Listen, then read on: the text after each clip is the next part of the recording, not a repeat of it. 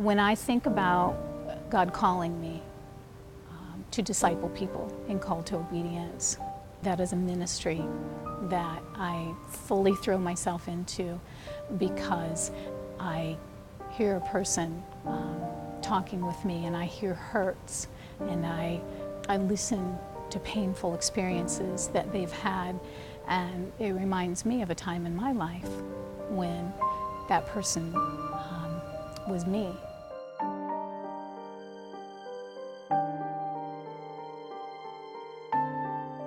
An offense to one person is not ever a one-person offense. It ripples, and the people that are impacted are probably the ones who are the closest to that person, but then it just seems to go further and further and further. One of the saddest times in my life was a time when I received a phone call and a family member was on the other end telling me that one of our children was being sexually abused by a family member. We had no idea. Shock, all those emotions that you go through. Got confirmation that yes, this was true. Confronted the person. Legal proceedings needed to begin, and it just felt like the day before was gone and now this was the new reality. We had a child who needed help. People all around me that I loved were hurting. They needed comfort, but there was only so much of that to go around because I needed somebody to comfort me too. And for probably about 6 weeks, I didn't come to church. I wasn't angry with God. It had nothing to do with that. It wasn't that I didn't want to be with God's people. I think for me, I was so sad. So sad. I didn't want to come to church and put on a face, because people will say, hey, how are you? Good, how are you? Because I wasn't good. I wasn't okay. And I think that it was in those Sundays when my family was away here at church, and I would be at home and it would be quiet, and I would just pour my heart out to God. He already knew my fear. I already knew my fear, but I felt like I just had to put it into words that, Lord, I'm doing what you told me to do. Our family, we're processing this, we're working through this, and I know that's the right thing to do, but I'm so afraid because I just keep thinking, they're damaged goods, they're ruined.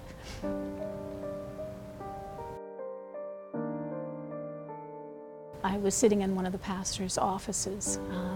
They had contacted me and said, we know, what has happened. Come in and talk with us. I'm not even sure why I didn't go to them. I think I didn't know what to do. And I remember saying, I know I have to forgive, but I don't know how I'm going to forgive this.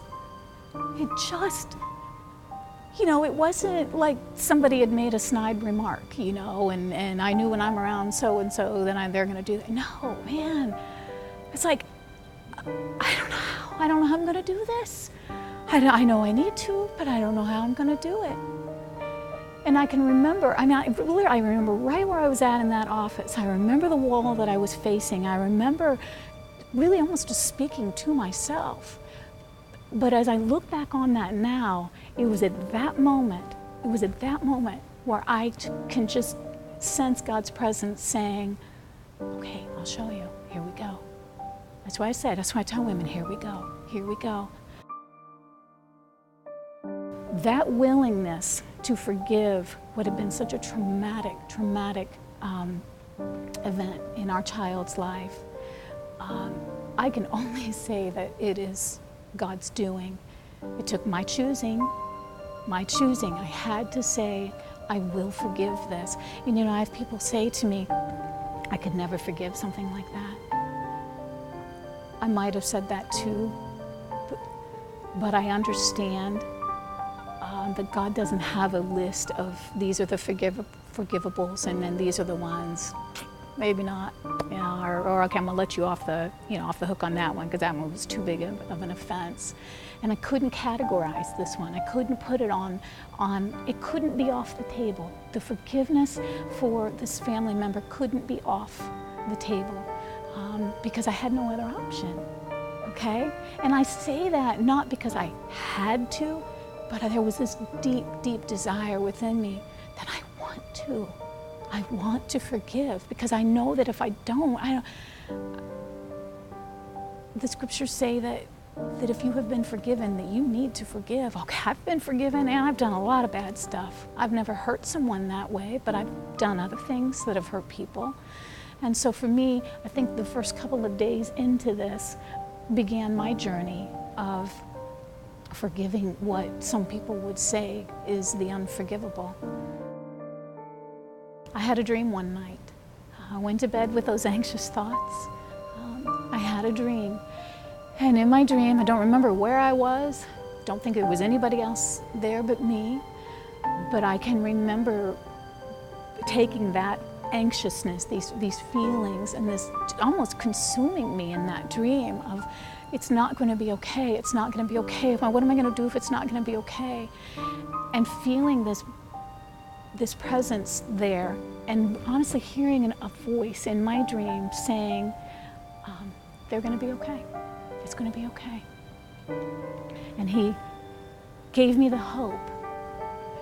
This is messy. This is going to take a while, but it will not be a make or break for this child. And you can rest in that.